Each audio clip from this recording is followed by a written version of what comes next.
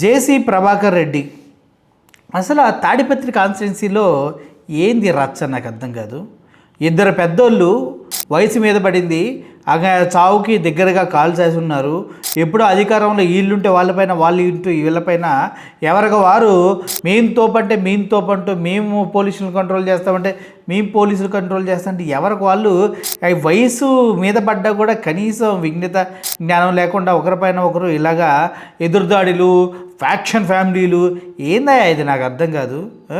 మీ వయసు పెరిగింది, దేవుడు సిగ్గుపెట్టలేదా మీకు? ఇంకా నీ వయసు పెరిగినప్పుడు నువ్వు ఎంత కంట్రోల్గా ఉండాలి.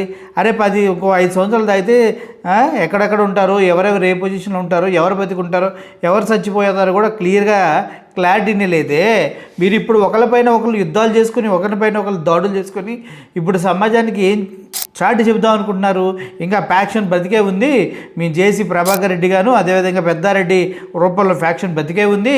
మేము అని తలుచుకుంటే వాడిని లేపేస్తాం, మేము తలుచుకుంటే వీడిని లేపేస్తాం. మా కింద పోలీసులు ఉన్నారు, మా కింద అధికారం ఉంది, మా కింద బలం ఉంది. ఏంది చెత్త. వయసు పెరిగాక కూడా కొద్దిగా కూడా ఆలోచన శక్తి ఇద్దరికీ లేకుండా తయారైంది. మనుషులుగా పుట్టిన తర్వాత కొద్దిగైనా సమాజంలో నిలబడాలా, మంచి పేరు తెచ్చుకోవాలా. ఇంకా జీవితాంతం జరిగిందే, సాగు కాలు చేసిన తర్వాత కూడా జరిగితే ఎట్లా? మనకంటూ ఫ్యామిలీలు ఉన్నాయి, ప్రశాంతమైన జీవితం ఉంది, కోటాను కోట్ల ఆస్తులు ఉన్నాయి. వీటన్నింటినీ ఎంజాయ్ చేయకుండా ఇప్పుడు కూర్చొని వాడొచ్చి ఇది చేసాడు, మా ముందు ఇది పీకాడు. ఏంది ఇది? చచ్చే వరకు ఎలాగ చేసుకుంటూ పోతే చివరికి మీ ఆత్మను కూడా శాంతిగా బతకలేమని అనిపిస్తుంది. మీ ఏజ్లో వాళ్ళు, మా ఏజ్లో వాళ్ళకి మార్గదర్శకం చేయాలి.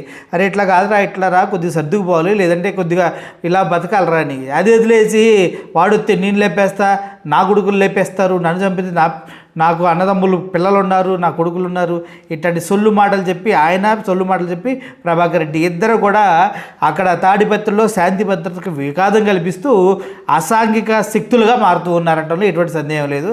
దీన్ని దయచేసి తగ్గించుకుంటే అందరికీ మంచిది. లేదంటారా కొట్టుకు చావండి, దరిద్రం వదిలిపోయింది అని ప్రజలు అంటున్నారు. దీనిపైన మీ అభిప్రాయం ఏంటి? Thank you.